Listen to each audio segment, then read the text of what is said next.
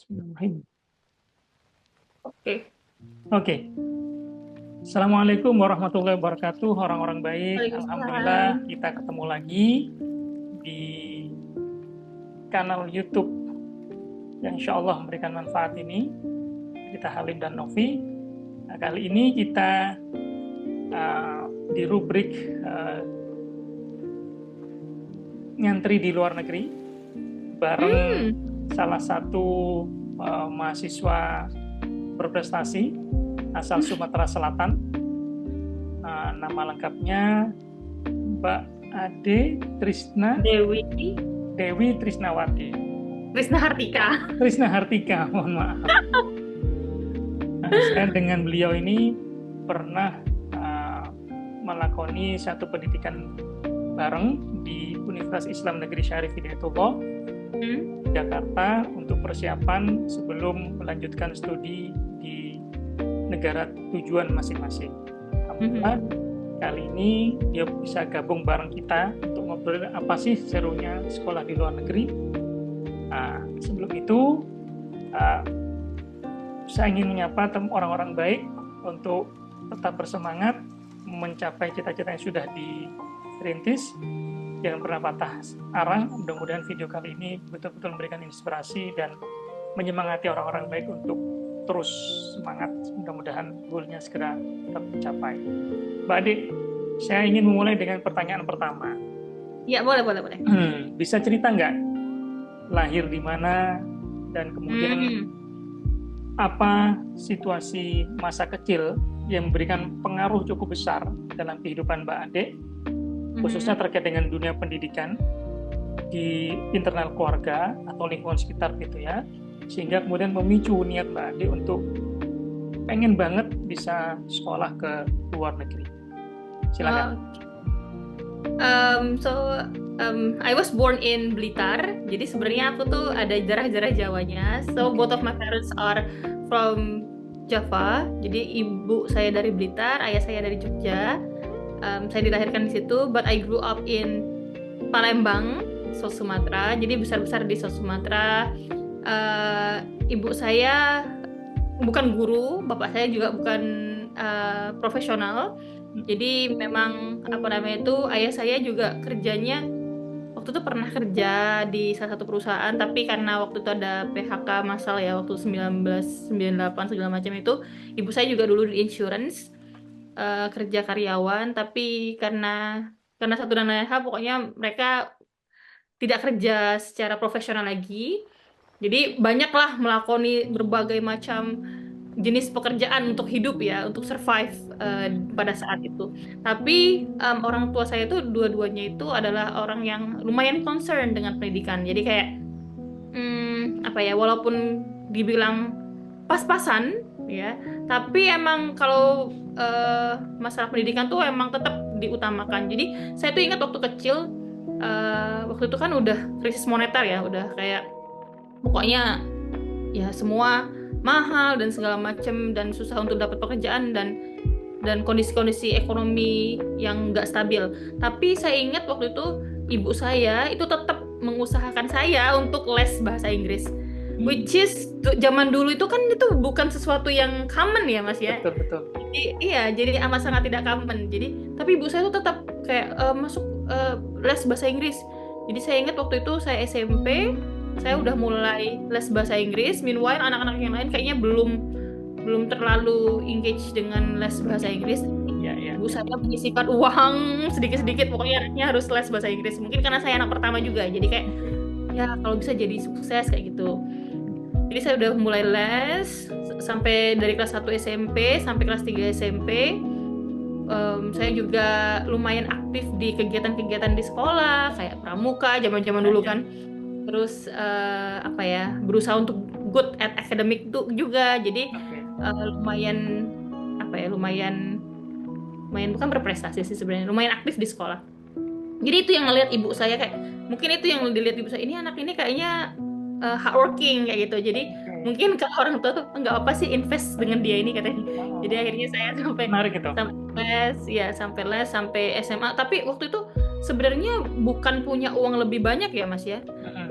tuh nyimpen uangnya sedikit-sedikit. I do remember how my parents save the money at a time, kayak menyisakan uang sedikit-sedikit kayak gitu. Nah akhirnya ini ada satu kejadian yang bener-bener mungkin nggak terlalu banyak orang tahu. Jadi waktu saya SMA itu saya juga kayak dapat beasiswa dari komite segala macam itu. Nah waktu mau kuliah, ini jarang saya spill ke itu. Jadi waktu saya kuliah itu kan zaman dulu tuh ada ini Mas, apa namanya, jalur undangan ya. Ya betul. Jalur undangan, jalur tes. Nah kayak sampai gitu. sekarang tuh masih.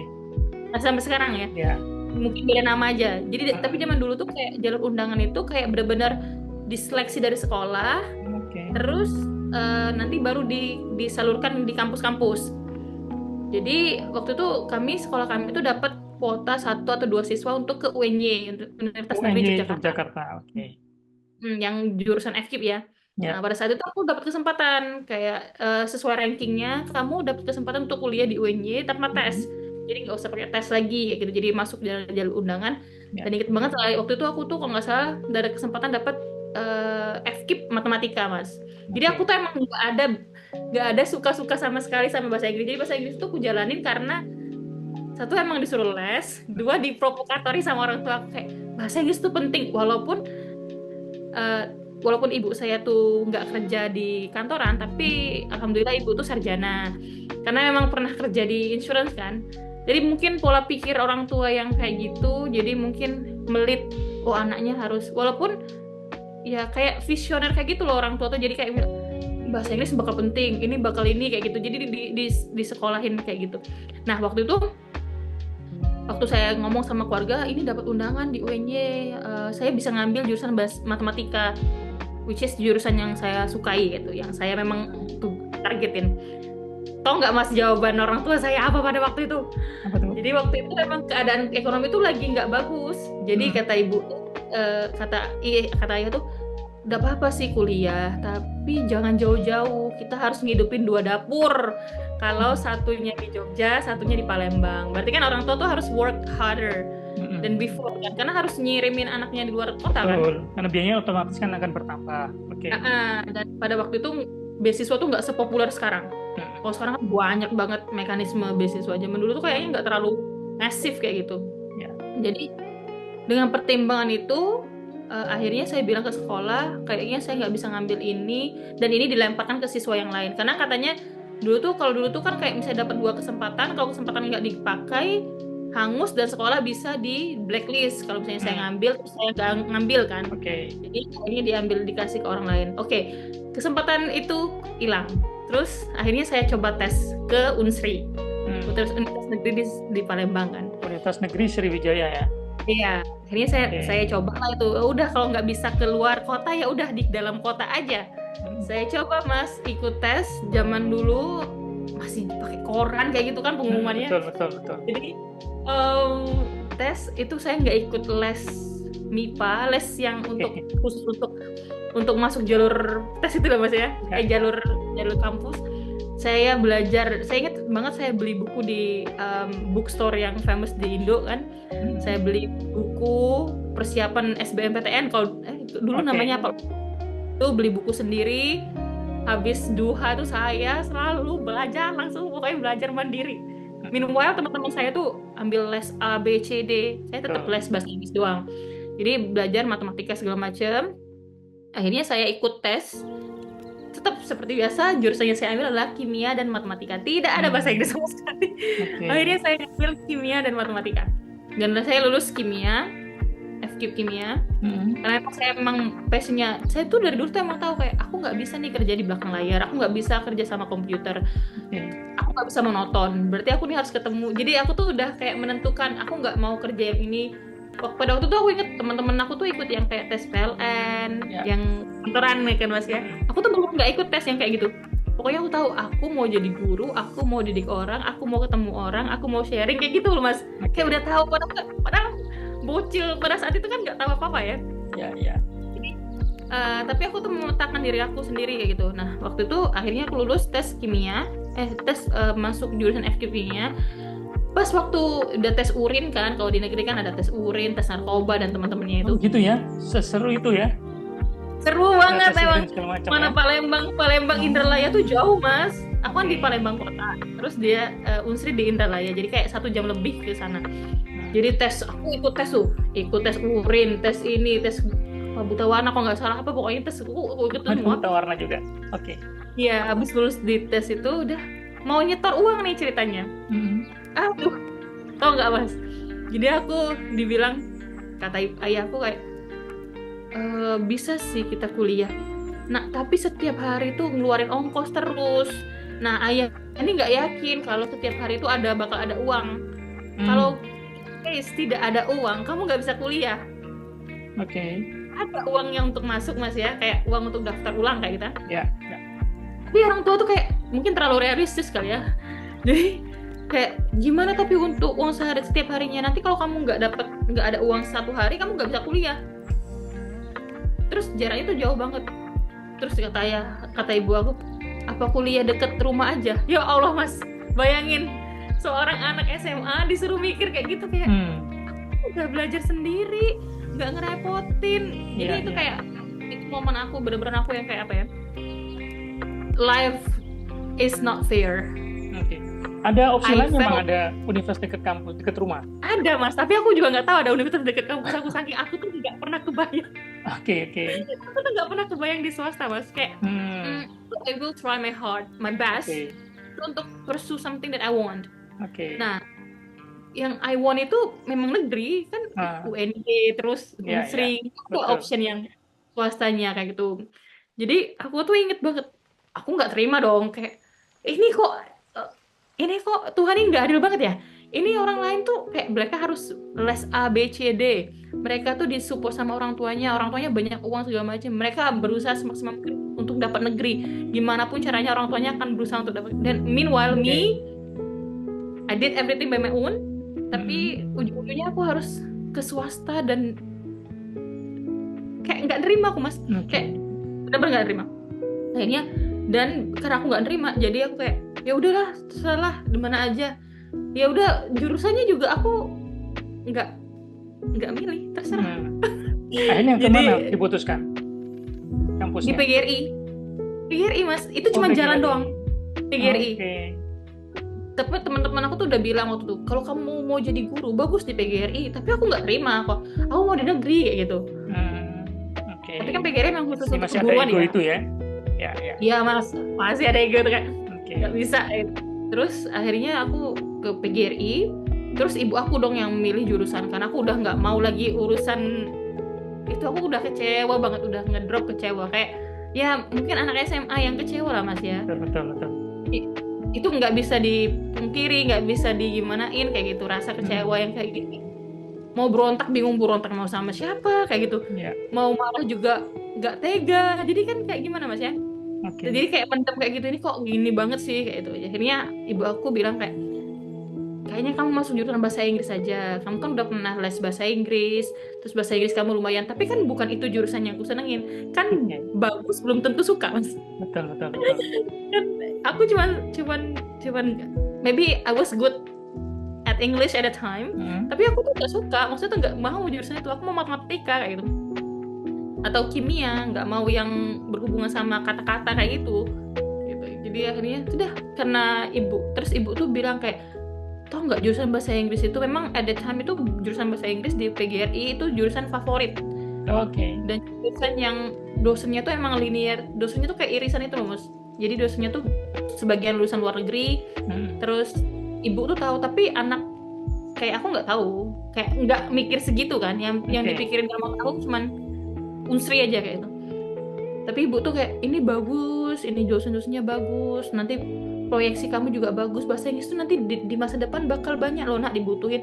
Aku tutup kuping mas, ya terserah lah ya, gimana ya, udah masuk lah. Pokoknya akhirnya aku tes bahasa Inggris, akhirnya lulus bahasa Inggris. Jadi kayak, dan aku menjalani. Nah semester 1 itu aku bener-bener kayak malas-malasan kuliah gitu kan, kayak aduh malas banget kuliah ini, ampun. Terus aku ketemu kayak yang kayak aku juga malu, kayak teman-teman aku tuh tahu semua kan, waktu di pengumuman di koran tuh kan teman-teman tahu kan kalau kita masuk Unsri kan, tiba-tiba kita nggak pakai alma mater Unsri kan. Zaman dulu nggak ada sosial media, zaman dulu kan kita kayak habis itu nggak connect lagi. Jadi connectnya tuh kayak terakhir orang cuma tahu kayak oh Ade di Unsri jurusan kimia kan. After that they didn't know story behind that. Jadi kayak wah kayak gitu. Jadi aku sempet mengalami yang apa ya? Dan itu aku setelah semester 1 kayak aku akhirnya bangkit kayak itu belum tahu nih hikmahnya apa ya Mas. Belum tahu nih.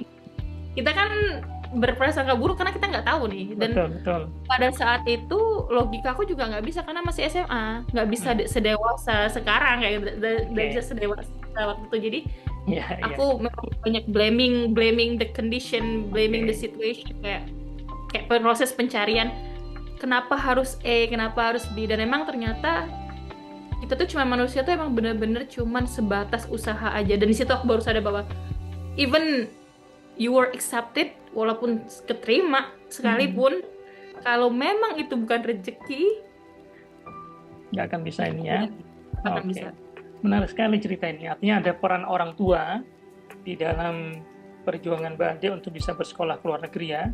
Dan juga di dalamnya seperti Mbak Ade udah garis bawahi bahwa ada campur tangan Allah lah katakanlah di situ. Benar. Di invisible hand, bahwa apa yang diharapkan oleh manusia bisa jadi tidak baik menurut Allah, tapi apa yang baik menurut Allah kadangkala dalam bayangan pikiran awal manusia itu tidak baik buat dirinya. Padahal setelah dilakoni ternyata itu membuahkan buah yang paling baik menurut Allah dan pada akhirnya juga menurut si manusia itu sendiri. Menarik sekali cerita itu Mbak Ade. Saya pengen ke pertanyaan berikutnya, menindaklanjuti apa yang sudah Mbak Ade ceritakan kaitannya dengan proses di masa kecil yang kemudian memunculkan visi yang cukup menarik gitu ya kaitannya dengan dunia pendidikan. Pertanyaan yang kedua ini adalah bagaimana kisah Mbak Ade, perjuangan Mbak Ade untuk kemudian mendapatkan beasiswa dari LPDP untuk melanjutkan studi S2 di Monash University. Silakan. Jadi itu jadi salah satu hikmahnya tuh kan Mas, jadi kan bahasa Inggris saya terlatih ya. Jadi gara-gara jurusan bahasa Inggris, bahasa Inggrisnya terlatih. Sangat terlatih lah, di bangsa yang sangat terlatih. Terus akhirnya aku dapat pekerjaan yang bagus di jurusan bahasa Inggris dan akhirnya bisa keluar ke negeri dengan bahasa Inggris ini kayak gitu. Gak kebayang kalau jurusan tadi matematika mungkin bahasa Inggris saya bisa hilang. Jadi perjuangannya, wah itu sebenarnya perjuangan untuk dapat LPDP-nya itu nggak susah karena ini bukan beasiswa pertama yang saya apply. Jadi sebenarnya ada orang yang mungkin berkali-kali nyoba LPDP, tapi alhamdulillah itu sekali coba ya langsung. Ya sekali coba, tapi sebelum itu kan udah pernah gagal di beasiswa yang lain. Jadi mungkin orang-orang yang sedang mencari beasiswa sekarang tuh do not give up. Karena mungkin bukan first trial kita yang lulus, tapi mungkin several trials kita yang bakal lulus nanti kan. Jadi saya itu sejujurnya tuh udah lama Mas, sudah nge-gap antara S1 ke S2 kan. Jadi jauh banget kayak gitu. Tapi memang saya ini lumayan stubborn, kayak keras kepala kayak gitu kan. Kayak kalau mau apa itu kayak kita harus berusaha sekuat tenaga kayak gitu. Jadi sebelum LPDP itu saya itu banget lah ya. Jadi aiming saya itu emang ke Australia karena memang influence-nya juga dari dosen-dosen saya. Jadi dosen PGRI. Pengajar di PGRI. Jadi dosen itu kayak baru pulang dari Aussie, terus baru ngajar. Saya ingat banget itu salah satu dosen saya. Dia baru aja landed dari Aussie. Beberapa hari kemudian dia ngajar dan masih fresh, bayangin lah masih dia baru landed, ilmunya masih anget, terus ngajar. Jadi kayak waktu aku ngeliatnya tuh, wah keren banget ya Allah, aku bilang oh kayak gitu ya Aussie gitu. Jadi target saya tuh emang nggak kemana-mana. Jadi I think that I can pursue the similar pathway like my lecturer.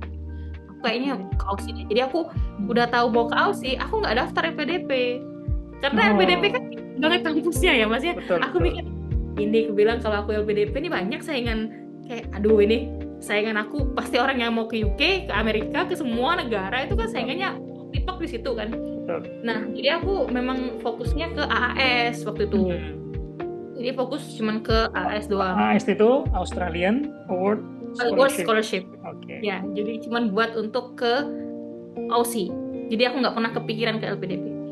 But dan aku prepare kayak jadi kalau misalnya I think that preparationnya itu emang bukan sehari 2 hari untuk mencapai beasiswa. Itu sebenarnya kayak kita kan kayak building house kayak gitu loh, dari bawah kayak gitu.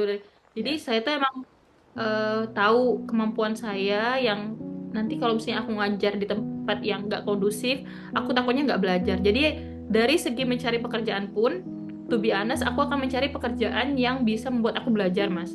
Yang bahasa Inggris aku juga nggak lepas. Jadi kayak ngajar di language institution, kayak di bahasa kursus.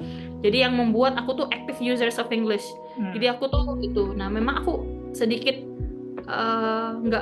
nggak prefer ke ngajar di sekolah karena aku takut akunya yang nanti stuck belajar. Jadi kan kita kan, we have to know ourselves, kayak mana tempat-tempat yang membuat kita belajar dan berpacu. Nah, menurut aku dalam mencari pekerjaan juga harus kayak gitu. Jadi kita sambil belajar, sambil ngajar, sambil belajar. Nah, aku memang mencari peta-peta yang seperti itu dan cari kerja juga yang kayak gitu. Nah, jadi bahasa Inggris aku tuh nggak les, maksudnya itu nggak les, kan udah nggak les lagi tuh, kan udah SMA tuh terakhir les. Berarti habis itu kita kerja menggunakan bahasa Inggris secara aktif di situ. Baru aku pernah apply di FLTA untuk yang foreign language teaching assistant, yang kayak misalnya ngajar tapi non degree ke Amerika. Itu pernah aku ikutin, Mas, saking aku mau keluar negeri tuh. Pernah aku ikutinnya ke Amerika. Nggak apa-apa, nggak usah pakai degree, yang penting ke luar negeri. Jadi akhirnya aku ikut itu tapi gagal. Terus aku ikut AAS sekali juga gagal. Nah, pada saat itu aku mau ikut AAS lagi tapi servernya down, tapi emang karena saya menguploadnya di hari terakhir, jadi mungkin udah banyak banget orang yang antri. Jadi bisa jadi jalan Tuhan juga. Nah, jadi Mas itu padahal kan itu kayak kan kalau Australia Award kan bukanya cuma 1 tahun sekali. Dan jadi so kalau aku skip itu, kalau aku miss that opportunity, berarti I have to wait for next year kan. Jadi kayak aduh, itu penyesalan aku yang terberat itu adalah waktu itu, karena bukan karena gagal, karena that was my fault. Technical things ya. Kesalahan aku sendiri. Jadi yang menyebalkan itu kadang. Menyebalkan karena itu kesalahan sendiri kan, Mas ya. Betul. Kok Ade kok bisa-bisa, padahal I have already written all my answers, jadi tinggal drag drop doang. I thought at the time itu karena itu cuman drag drop doang, bisa lah itu dari pagi bisa cuman tinggal upload doang. Nah, itu ya ternyata salah kan.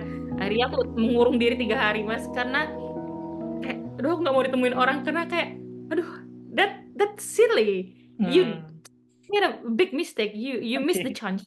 Tapi ternyata nggak kayak gitu, udah karena aku kayak depresot banget, kayak nggak bisa berangkat deh ke luar negeri ini. Akhirnya temen aku ngajakin tuh, ada bukaan LPDP, batch 2 di 2000, dan pada saat itu juga saya dapat musibah, jadi saya juga memang agak sedikit ignore cita-cita untuk keluar ke negeri karena memang ada urusan keluarga. Terus jadi pas waktu itu cobalah deh LPDP. To be honest, masih aku tuh nggak pede karena waktu itu LPDP juga pakai tes skolastik kayak gitu ya, pakai skolastik. Tes wawancara skolastik baru substansi ya, substansi gitu. Jadi waduh, mau belajar lagi nih, kayak mau belajar matematika lagi, belajar yang kayak gitu lagi. Tapi ya udahlah ya, daripada enggak sama sekali nih, ya udahlah. Akhirnya saya ikut teman saya tuh, Mas, menyiapkan semua dokumen-dokumennya. Akhirnya saya apply, bismillahirrahmanirrahim. Ya kayak gitu, akhirnya alhamdulillah lulus. Nah, teman juga lulus yang ngajak bareng itu? Enggak. Mudah-mudahan dia segera lulus ya. Jadi akhirnya alhamdulillah lulus. Dan itu I didn't say any to anyone. Nah, pada waktu tes wawancara tuh saya masih di sekolah, Mas. saya ngajar, pagi-pagi ngajar, bisa-bisanya siang-siangnya ikut tes.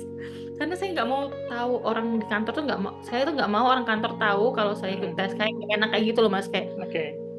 Jadi akhirnya saya tuh diam-diam habis jam ngajar selesai, kalau nggak salah waktu itu saya book satu ruangan kosong, terus saya tes di situ dan alhamdulillah mungkin, nah ini mungkin rezekinya ya Mas. Jadi sebenarnya tuh kayak sebenarnya tuh nggak bisa juga, kayak memang udah rezekinya sebenarnya, kayak betul. Nah, rezekinya tuh kayak aku dulu kenapa, dan sekarang ketika apa namanya tuh aku udah sampai di Aussie, udah belajar di Aussie, aku sadar kenapa LPDP, kenapa nggak AS pada waktu itu. Jadi ada hikmah yang aku rasain sendiri.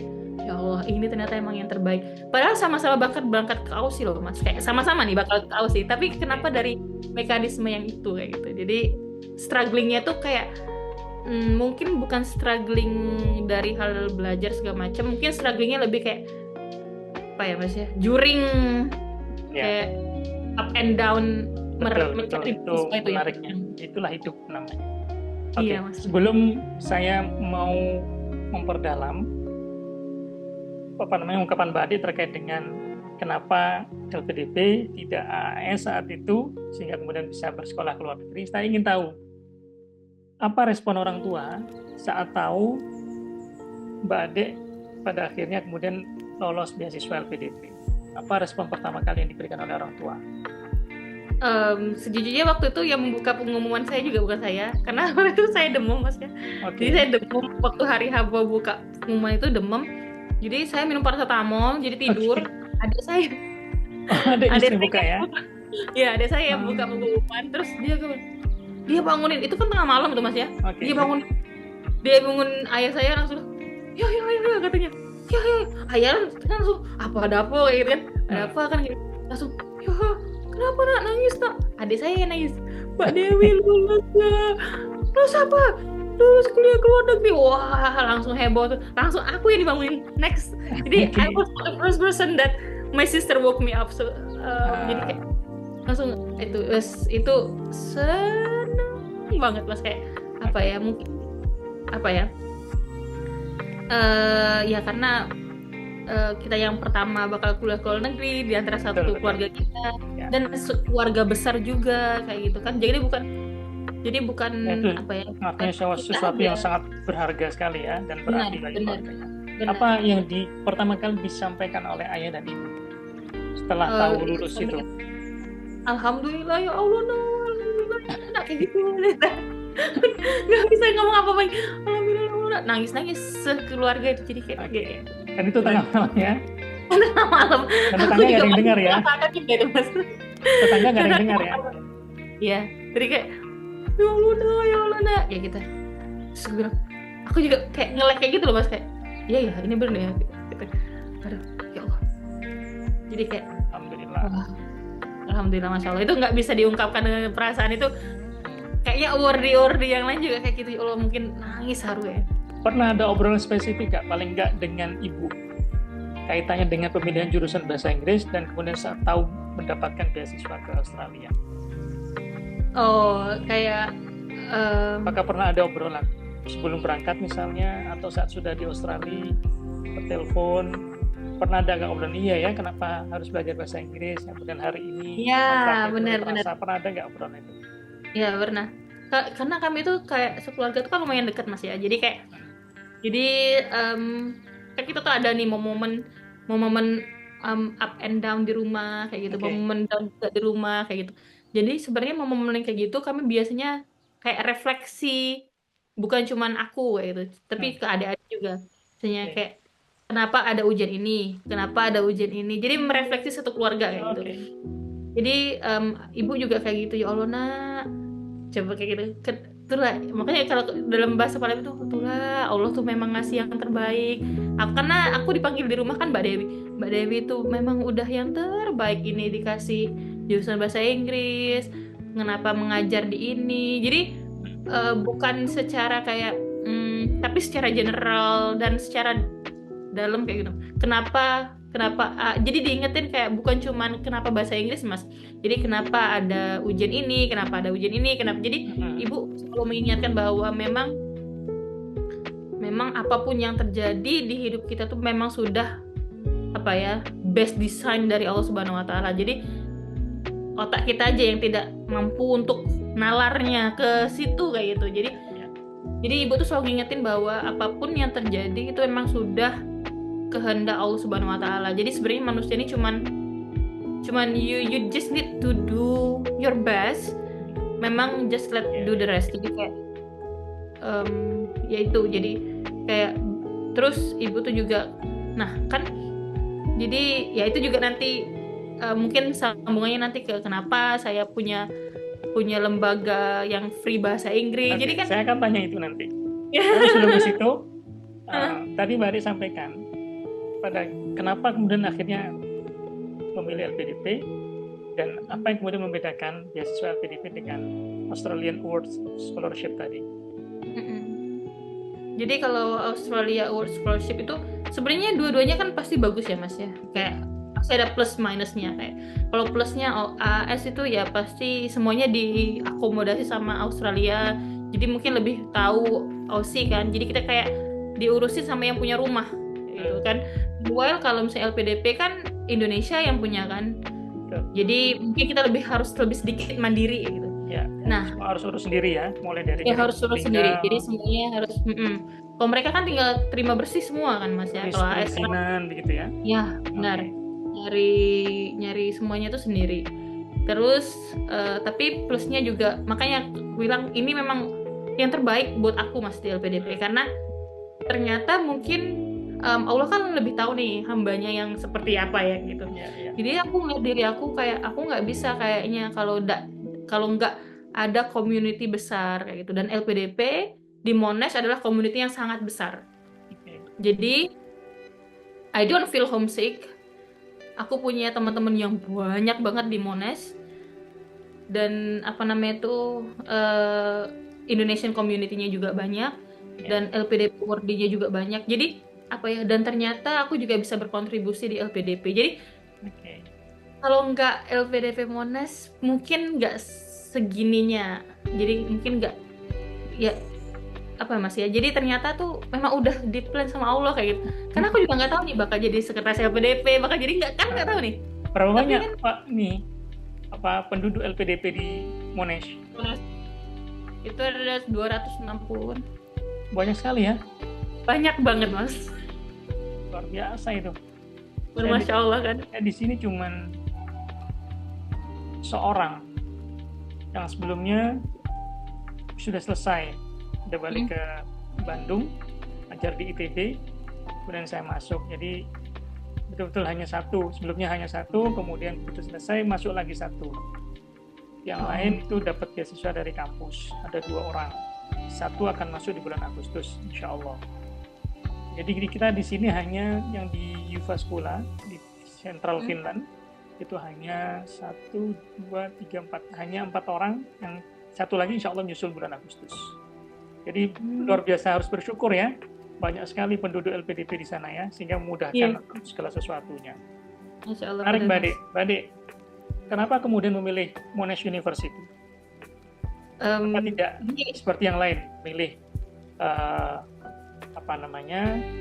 Amerika Serikat misalnya dan sebagainya. Meskipun tadi Mbak Ade sudah singgung salah satu episode hidup yang menginspirasi, kenapa kemudian memilih Australia adalah dosen yang baru pulang dari sekolah, kemudian cara mengajarnya menginspirasi. Apakah ada hal lain di luar itu?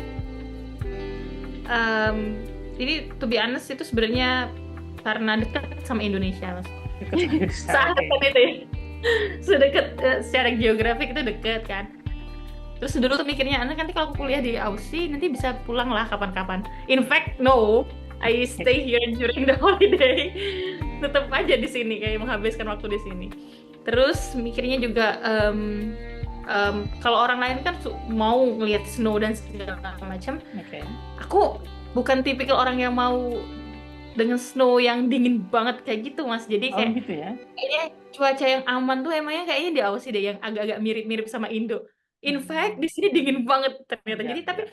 I couldn't imagine kalau misalnya aku tinggal di kayak di Finland atau di Oke. Netherlands kayak teman-teman yang lain mungkin lebih menggigil Mas. Jadi kayak Oke. kayak, kayak karena banyak juga dan aku juga baca-baca kayaknya Aussie kayaknya apa ya, one of the most livable country ya. Jadi Oke. dengan crime rate-nya tuh nggak terlalu tinggi-tinggi banget. Maksudnya itu masih aman lah ya buat Ya. kaum minoritas khususnya Muslim ya. Jadi compare sama negara yang lain yang aku dengar Mas. Jadi Ya. kayaknya karena itu juga sih aku consider Pilih Australia. Oke, itu beberapa Australia. alasan. Jadi weather-nya juga menjadi pertimbangan, dekat dengan Indonesia.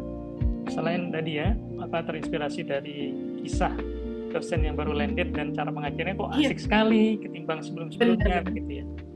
Oke, Mbak Ade, satu hal yang menurut saya menarik dari pengalaman Mbak Ade sampai kemudian mendapatkan beasiswa LPDP adalah ada aktivitas non formal kaitannya dengan pengembangan pendidikan di masyarakat yang Mbak Ade lakukan. Nah, seperti apa itu ceritanya sampai kemudian tergerak untuk kemudian ingin berkontribusi bagi pengembangan pendidikan di masyarakat? Silakan. Jadi sebenarnya aku tuh udah pengen ada kayak gitu tuh dari tahun 2018-2019. Jadi kayak kan saya tuh tinggal di daerah yang bukan komplek Mas ya. Oke. Jadi memang daerah perkampungan kayak gitu. Jadi ya macam-macam, kalau perkampungan kan nggak sama tuh ekonominya. Betul, jadi betul. Di daerah yang belakang saya tuh emang termasuk yang kurang mampu kayak gitu loh Mas. Kayak apa ya, secara economic backgroundnya tidak terlalu bagus kayak gitu. Okay. Nah waktu itu saya tuh jalan-jalan ke belakang situ, terus saya lihat anak-anak itu, ya Allah kasihan banget kayak gitu kan. Nggak kasihan sebenarnya, kan mereka main-main ya, main-main, becek-becekan, main lumpur-lumpuran, nggak masalah sebenarnya. Tapi aku tuh langsung mikir, ini anak-anak ini gimana ya nanti, mereka nih tahu nggak sih kalau bahasa Inggris itu penting banget, kan ini kan aku yang udah ngerasain belajar bahasa Inggris segala macam. Dan karena aku juga ngajar di tempat yang bagus, jadi aku lihat mereka tuh nggak ada, jarang aku menemukan anak-anak yang dari low economic background itu yang les bahasa Inggris kayak gitu Mas. Jadi memang timpang banget itu. Ekonomi kan menentukan ini juga kan ya. Jadi timpang banget antara yang beruang kan tambah pintar dengan les yang banyak, yang nggak ada uang tambah ke belakang dengan kesadaran. Karena kan ini juga.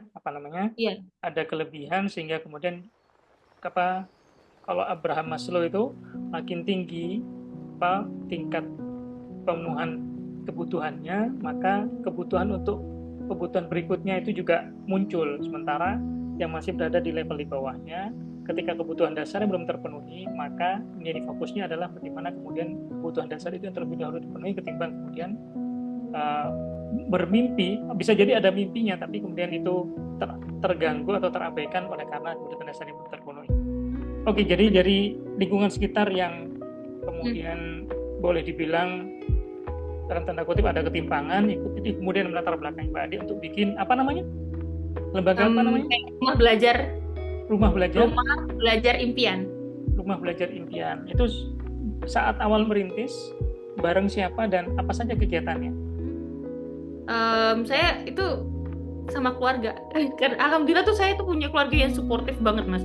Jadi punya 2 adik dan semuanya FKIP, saya FKIP bahasa Inggris, adik saya yang terakhir juga FKIP bahasa Inggris, adik saya yang kedua akuntansi.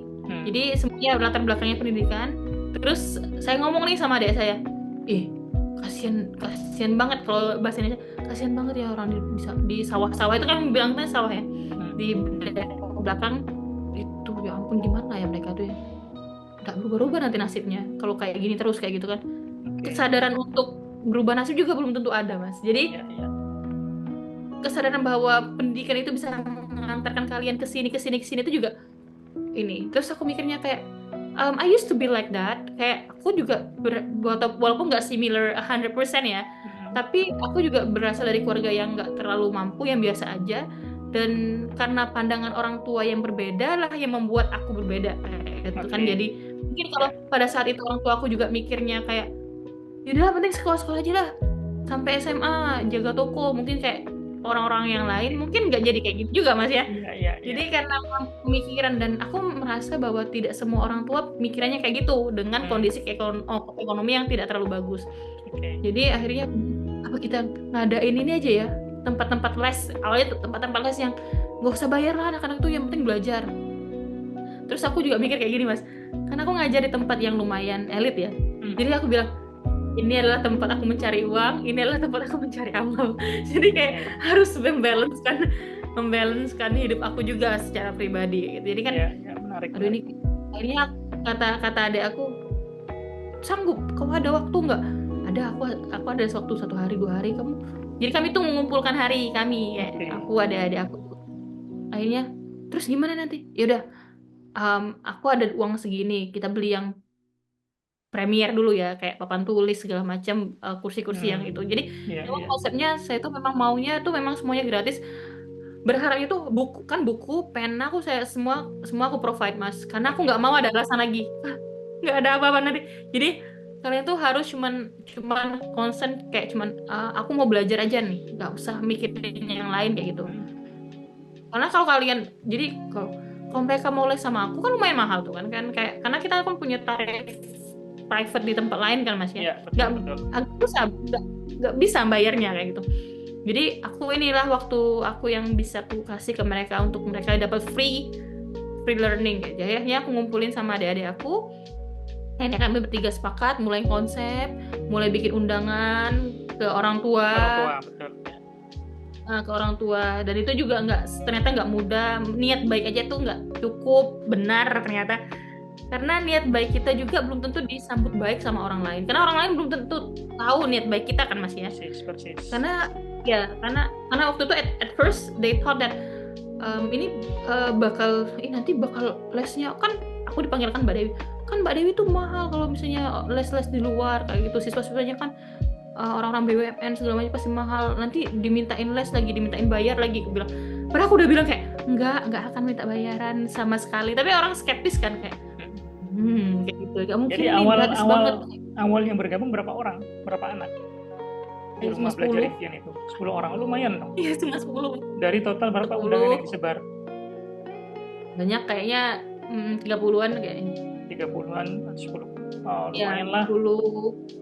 Dari 30, 10 terus orang yang masuk. nikah kayaknya pernah waktu itu siswanya 50 sampai 2 sesi. Alhamdulillah. Sampai hari ini masih berjalan? Alhamdulillah masih, tapi kemarin sempat ya, kalau waktu aku di Australia adik aku yang masih menjalankannya di Indo, tapi kemarin sempat vakum karena rumah aku direnov. Jadi sempat sebentar gitu. Tapi untuk overallnya tetap jalan seperti biasa. Selama kami di sini ya, selama kami belajar di sini. Apa kelebihan dan kekurangan dari sistem pendidikan di Indonesia yang menurut Mbak Ade perlu diperkuat dan dibenahi? Kelebihannya apa, kekurangannya apa setelah hampir setahun ya berada di Australia? Kan sekarang ini katanya pakai kurikulum merdeka ya Mas ya. Yang memfokuskan anak-anak untuk mengambil yang mereka prefer ya, jadi kayak gitu. Nah menurut aku juga itu bagus kayak gitu, mungkin mengadaptasi pendidikan di Aussie juga atau di luar negeri yang anak-anak tidak terlalu banyak beban belajarnya dan segala macam, which is really good. Tapi alangkah baiknya kalau misalnya itu juga nggak ada jadi sebenarnya sistem yang kayak gitu bagus, tapi harus diimbangin sama, jadi kita tuh sebenarnya kayak gini Mas, anak dibebasin untuk milih jurusan, tapi guru tuh juga terbebani, kalau guru-guru yang sekolah negeri itu terbebani juga dengan kayak jam mengajar yang harus 24 jam untuk dapat sertifikasi dan sebagainya. What if some students choose their preferences, misalnya kayak mereka memilih, misalnya banyak anak-anak yang ambil sosiologi, terus yang geografi sedikit, berarti otomatis guru geografi itu dapat jam lebih sedikit kan? Iya. Yang lebih sedikit itu mempengaruhi salary dia. Nah itu yang mungkin mekanisme yang fair ya. Kan kita ya, jadi mungkin sistem itu bagus, tapi mungkin kita juga harus ngimbangin dari segi kayak income gurunya, kayak should we kayak misalnya ngasih kayak wajib 24 jam kalau mau dapat sertifikasi atau segala, mungkin perlu dikaji ulang gimana cara mekanismenya biar guru juga nggak dirugikan dengan pilihan siswa. Betul. Jadi either siswa mau milih banyak siswa atau nggak banyak siswa, gajinya stabil kayak gitu. Atau kalaupun ada guru yang banyak banget jumlah siswanya, mungkin jadi apa ya, yang guru yang nggak terlalu jadi jangan sampai ujung-ujungnya tuh ngasih kebebasan tapi tetap aja pas waktu terbentrok sama guru harus 24 jam dan harus memenuhi itu, ujung-ujungnya siswa juga bisa nggak kamu milih jurusan ini aja ini, jadi tetap nggak ada kebebasan untuk memilih. Jadi kayak jadi itu salah satu kendala yang memang perlu diperbaiki ya. Ya, tapi aku nggak tahu sekarang mekanismenya gimana di sekolah yang terjadi nah, kalau aku yang menyorotin, yang bener-bener aku sorotin itu dari segi pengajaran bahasa Inggris. Jadi kan di SD itu yang aku tahu itu juga salah satu yang melatar belakangin aku ngedirin RBI itu, rumah belajar itu, karena biar agak sedikit membantu anak-anak tuh belajar bahasa Inggris. Ternyata aku tuh waktu itu baru tahu ternyata bahasa Inggris itu ternyata it's not a compulsory subject in elementary school. Jadi so because of that kayak wah ini nggak bisa nih. I think that people from economic yang middle low family itu nggak bisa ini, udah sekolahnya nggak bahasa Inggris, nggak mampu les bahasa Inggris. Betul. Jadi itu yang timpang banget mas. Ya? Jadi yang benar, yang sekolahnya yang pinter bukan yang banyak uang bisa sekolah internasional, bisa bahasa Inggrisnya terasa. Jadi kayak no more opportunity for you to even to study abroad. Gimana kamu mau study abroad bahasa Inggris kamu kayak gitu? Jadi kayak jadi aku harap tuh yang aku harapin tuh kayak just make it into compulsory subject starting from elementary school.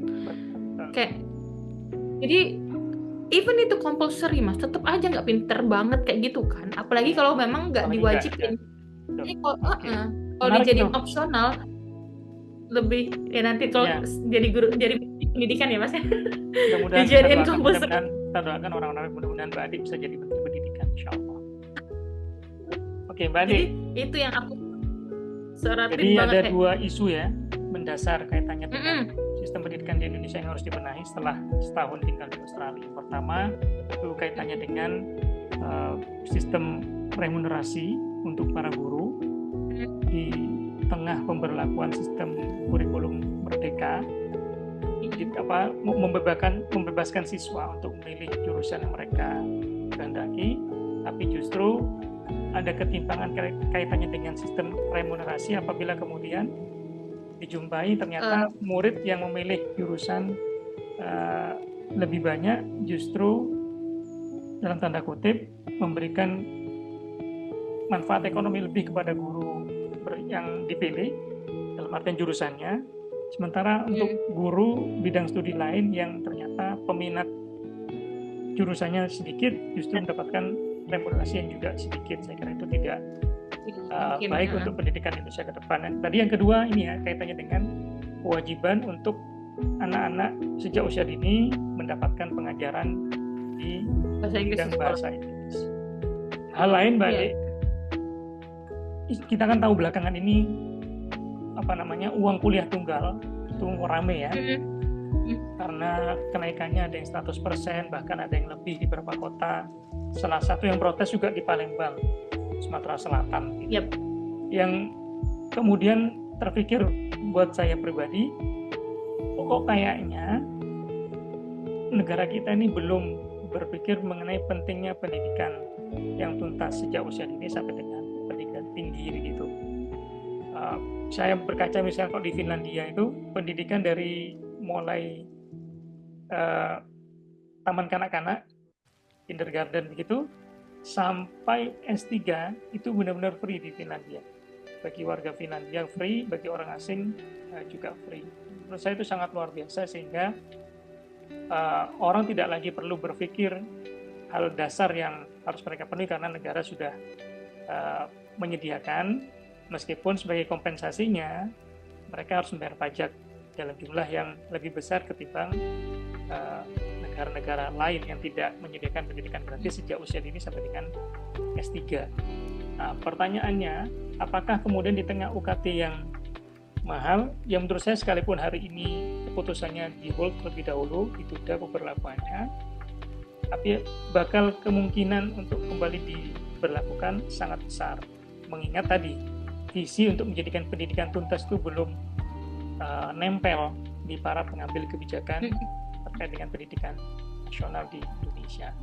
Apakah kemudian isu ini bisa menjadi peluang untuk Mbak Adik bisa bagikan kepada teman-teman orang-orang baik di luar sana, kalau memang sudah sedemikian buruk situasinya, maka bersekolah di luar negeri dengan memanfaatkan jalur beasiswa yang berjibun ini sangat aksesibel. Menurut Mbak Adik seperti apa pandangan ini? Ya, ya itu juga isu yang benar-benar kami bahas juga Mas di sini, kayak itu kan ramai juga ya isu kayak apakah benar-benar dikonsider bachelor degree itu important di Indonesia ya? Ya. Saking kayak ini, kayak apalagi ada statement yang mengatakan bahwa kuliah itu adalah kebutuhan tersier ya. Jadi kebutuhan yang tidak terlalu butuh banget. Padahal nggak bisa. Dengan kemajuan sekarang ya nggak mungkin nggak lulus at least S1 kayak gitu. Di sini aja ya nggak bisa ya, kayak ya buat jadi dosen S3, buat jadi S2 itu buat ngajar yang biasa aja kayak gitu. Jadi nggak mungkin. Artinya jadi, pendidikan itu apakah itu formal maupun non formal tetap perlu, dan negara berkewajiban untuk menyediakannya bagi setiap warga negara. Itu kan poinnya. Benar. Oke. Benar. Dan menurut aku dengan adanya kayak gini Mas, better anak-anak Indonesia yang cerdas-cerdas, yang pinter-pinter, yang bertalented, better you need to prepare yourself to study abroad. Karena memang peluang untuk studi di luar negeri itu banyak banget. Negara-negara yang bukan dari pemerintah Indonesia ya, misalnya di Cina juga ada beasiswa yang untuk international student. Jepang juga menyediakan untuk international student. Di Turki itu juga menyediakan international students. Di Monash juga ada untuk mekanisme international students yang bukan biaya pemerintah, tapi biaya dari Monash University. Jadi emang ya udahlah, if you can't afford to study in Indonesia then go abroad. Jadi kayak, tapi you have to prepare yourself, kayak sebelum ke situ, prepare dari segi. Mau nanya dulu, sebelum preparation yourself, saya ingin tanya, di Australia itu apakah sistem pendidikannya juga kalaupun tidak serupa, apa yang membedakan sistem pendidikan di Australia dari hal biaya dan akses bagi warga itu? Apakah gratis seperti di Finlandia atau seperti apa? Setahu saya untuk beberapa jurusan ada yang gratis Mas. Jurusan yang dibutuhkan sama pemerintah ya. Itu kayak nggak salah nursing juga ada yang gratis, tapi untuk local people. Jadi untuk ini, orang apa namanya? Untuk pendidikan dasar? Gratis. SD, SMP, SMA itu free semuanya. Ya. Orang asing pun juga free. Misalnya yang bersekolah tengah sekolah di negeri ya. Kemudian ada bawa anak, itu free juga di Australia. Iya. Tahu saya juga abang-abang PhD yang anaknya sekolah di sini juga free.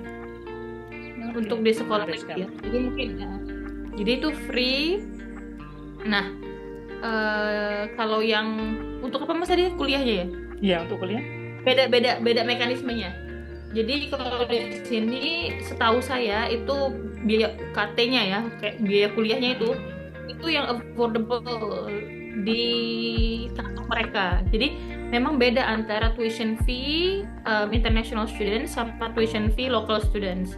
Jadi local students itu memang lebih murah, lebih terjangkau bagi orang mereka. Jadi dan akses, kalau misalnya, jadi kalau aku boleh suggestion, better for Indonesian students itu prepare yourself to go, karena memang kesempatan belajarnya lebih banyak, kesempatan belajarnya tuh in terms of kayak fasilitas belajar ya Mas ya. Ya.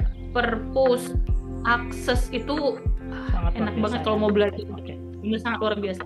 Ya, kita berharap mudah-mudahan Indonesia terus meningkatkan sistem pendidikannya sehingga bisa beranilah mencontoh atau mengambil hal-hal baik yang tersebar di banyak negara, apakah itu melalui pengalaman penerima beasiswa LPDP ataupun melalui kisah-kisah lain yang pernah disampaikan oleh para pejuang beasiswa lainnya.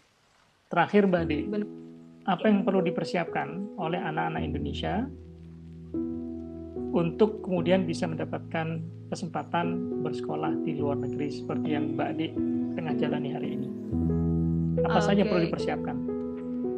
First, persiapkan bahasa, karena kan kita tahu bahasa Inggris ya mau gimana pun juga penting banget. Dua, sangat penting ya, sangat penting. Sangat penting. Karena kan kalau sudah di sini kan kita bertemu dengan orang dengan latar belakang negara yang berbeda kan. Jadi gimana cara komunikasi nggak bahasa Inggris? Ya. Kedua, teman sekamar Mbak Ade dari mana? Aku tinggal di share house yang a non-Indonesian student here. Jadi aku sendirian anak Indo. Dari mana saja temannya? Dari Malay, Singapura, Malaysia, Singapura. Malaysia, Singapura, tapi mereka nggak speak Malay, mereka speak bahasa Inggris. Malay, Singapura, China, Japan, India, Bangladesh, dan Australia. Satu rumah berapa? I live it. Satu rumah 10. Ada 10 kamar? 10 kamar. Oke, lanjut. Setelah persiapan bahasa, apa hal lain yang perlu dipersiapkan oleh anak Indonesia untuk bisa bersekolah di luar negeri? Terus harus punya kayak outstanding achievement. Nah, outstanding achievement itu bukan cuman outstanding dalam hal akademik ya. Outstandingnya itu juga bisa non akademik. Jadi kalau boleh sharing, di sini nih benar-benar dihargain volunteering activity. Jadi jadi memang anak-anak di sini tuh kan dibangun untuk kayak punya volunteer activity ya, kayak ikut volunteer apa, volunteer di kampus pun kegiatan tuh semua tuh rata-rata volunteer, kayak harus volunteer A, B, mau volunteer apa, A, B disediain sama mereka. Jadi kayaknya yang aku lihat bahwa di sini lebih kayak mengedepankan orang yang punya sensitivitas terhadap isu lingkungan. Jadi kayak maksudnya either itu isu politik, sosial, apa ya, pokoknya yang kamu pikir what I can contribute for this community. Jadi sebenarnya dia di sini bukan dipinta yang kayak, jadi grade itu nggak terlalu penting ya, penting. Tapi the way you are able to find the solution for the recent problem itu lebih penting. Jadi problem solving skillnya itu lebih penting. Kayak kamu ngelihat ada banyak sampah tuh di laut. What are you gonna do with that? Jadi kamu ngapain? Kamu mau gerakin anak-anak SMA untuk bersih-bersih itu, that's the way how you solve the problem, right? Betul. Jadi mereka lebih kayak small action, but it is giving impact to the society, itu lebih di-appreciate daripada punya nilai tinggi tapi nggak ngapa-ngapain kayak gitu. Beda ya, beda perspektif dalam melihat sesuatu kayak gitu. Jadi menurut aku itu yang harus disiapin sama anak-anak Indo kalau mau switch haluan ke luar negeri. Jadi yang dilihat di essay juga bukan, it's not about how good you are at your academic achievement, tapi like how you can contribute to your society or your community. Jadi itu mungkin yang harus selain pinter juga ya, selain kayak bagus juga akademiknya, nilainya nggak jeblok-jeblok amat, tapi you need to prepare that. Ikut community, being volunteer, nah itu baru bisa mungkin untuk menembus kuliah di luar negeri. Jadi anak-anak Indonesia, teman-teman seperjuangan, orang-orang baik di luar sana, jangan patah semangat. Jika diperlukan, ubah haluan, persiapkan dirimu. Menurut saran Mbak Ade tadi ada 2. Yang pertama, kemampuan berbahasa asing. Jadi kaitannya dengan ini, setelah 8 bulan di Eropa, saya paling nggak berkesimpulan bahwa untuk bisa berinteraksi dengan komunitas global, bahasa Inggris menjadi penting karena dia bahasa yang cukup banyak penggunanya di dunia. Kemudian yang kedua, untuk bisa berkomunikasi dengan bangsa-bangsa pecahan Uni Soviet, kita perlu menguasai bahasa Rusia. Untuk berbahasa dengan masyarakat yang berbahasa Perancis, ternyata penggunanya juga luar biasa banyak. Kita perlu menguasai bahasa Perancis. Ada ketika kita ke Belgia, mereka berbahasa Perancis. Di Maroko, mereka berbahasa Perancis. Di Tunisia berbahasa Perancis, dan seterusnya. Kemudian juga ada bahasa Urdu. Ini Urdu? Ada masyarakat di India, Bangladesh, Pakistan, Sri Lanka, mereka juga bisa mengerti bahasa ini. Tinggal perlu untuk dikuasai. Yang terakhir, bahasa Arab. Karena ternyata juga bahasa ini punya peranan cukup penting.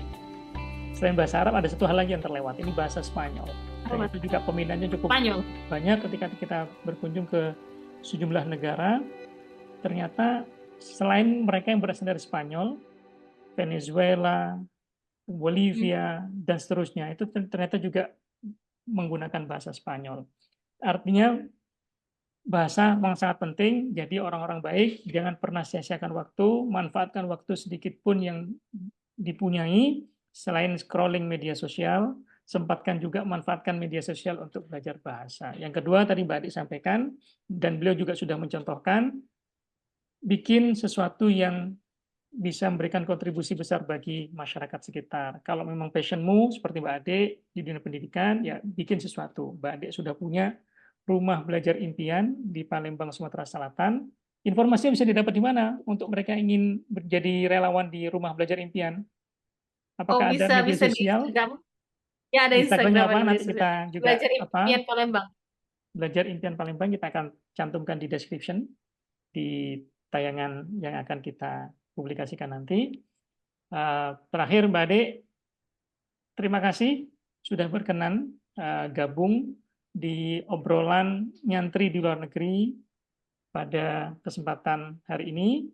Informasi buat orang-orang baik, jadi Mbak Ade di Australia saat ini pukul 17 ya, 17 lewat 4.